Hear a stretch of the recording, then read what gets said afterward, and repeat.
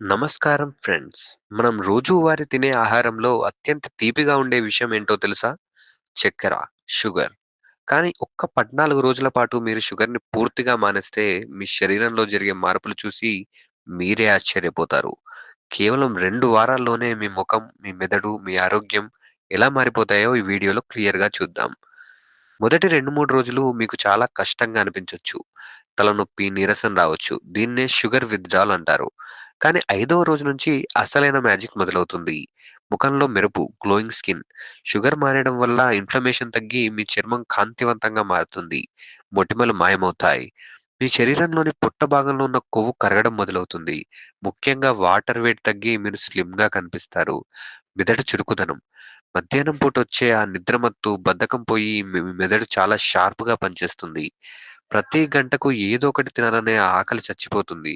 మీ insulin levels కంట్రోల్‌లోకొస్తాయి. 14వ రోజొచ్చేసరికి మీరొక కొత్త మనిషిలా ఫీలవుతారు. మీ ఎనర్జీ లెవెల్స్ రోజంతా ఒకేలా ఉంటాయి.